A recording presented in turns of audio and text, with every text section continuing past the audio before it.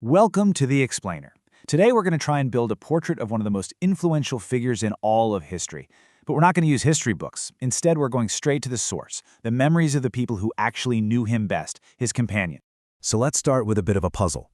A very close companion of the Prophet Muhammad, a man named Amr ibn al-As, said there was absolutely nothing he loved more than just looking at his face. But here's the thing. When people asked him to describe what he looked like, he said he couldn't. So that's our big question today. Why was this man, who was so deeply loved, so incredibly difficult for people to describe? We're going to piece together the answer using the exact words his companions left behind for us. Well, the answer seems to start with this idea of an indescribable presence. You see, many of his closest companions talked about feeling this overwhelming sense of awe and reverence. It made it physically hard to even stare at him directly. It was this powerful mix of deep, deep love and just profound respect.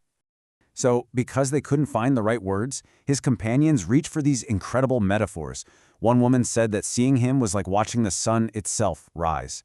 Another companion, Jabir, remembered looking up at the full moon one night, then looking at the Prophet's face, and he concluded that, you know what, the Prophet was actually more beautiful. They were using the most brilliant, beautiful things in their world just to try and get the feeling across.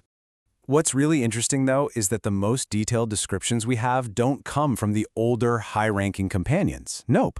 They actually come from the younger ones, who are maybe a little less overwhelmed by that sense of awe and could, just observe him more freely.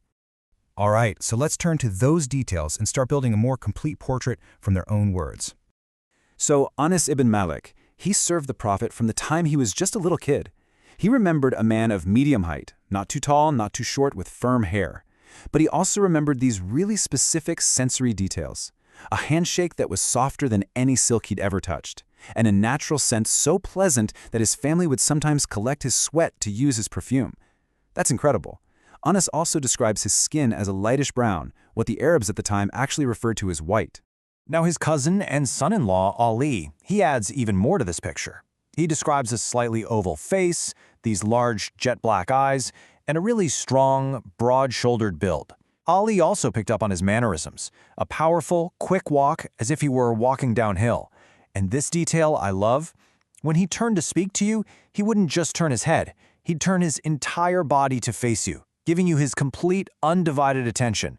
He also had this unique physical mark which was known as the seal of prophethood. It was a small, oval-shaped patch of hair between his shoulder blades that had apparently been mentioned in older scriptures. For some people, like a man named Salman al-Farsi, seeing the seal with his own eyes was the final piece of the puzzle. It was the proof that confirmed who he was. Okay, so we've talked about his appearance, but now let's shift to his character, because this is where you find this really striking contrast between this revered, awe-inspiring figure and the incredibly simple life that he chose to lead. I mean, think about it. At a time when wealth and tribute were just pouring into the community and he was its undisputed leader, his personal lifestyle didn't change one bit. He could have had anything he wanted, but he chose to live with the absolute bare minimum. There's this one story that just hits you.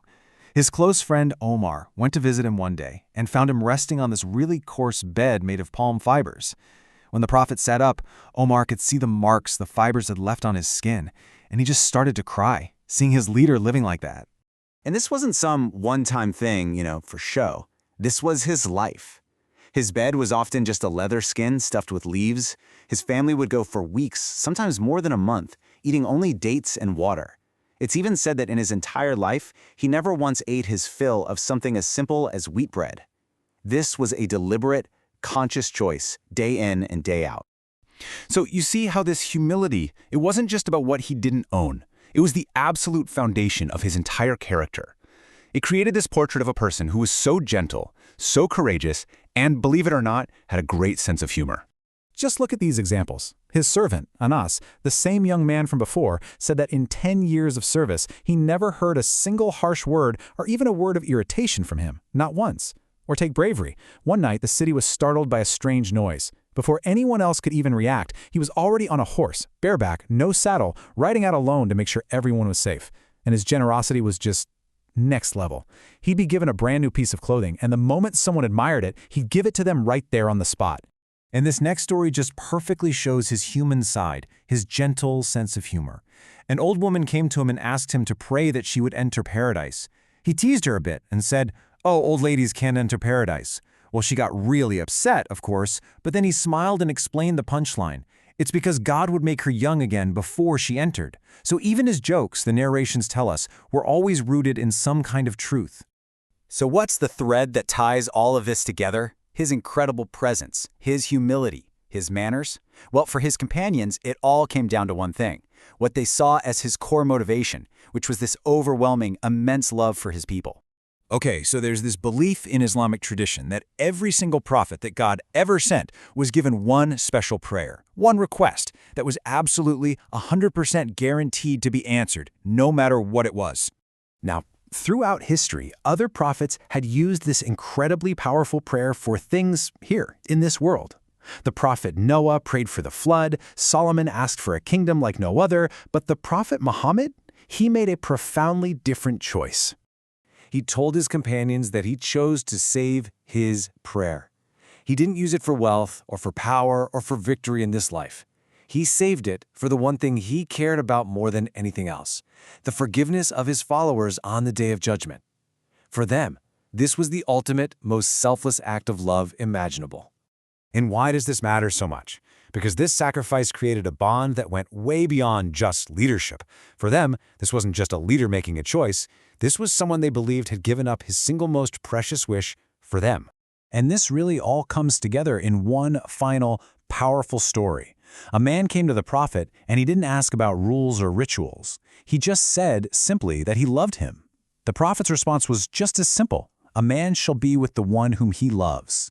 And Anas ibn Malik, who told this story, said that they were never ever happier than they were on that day, because it meant their love for him was enough to be with him in the afterlife.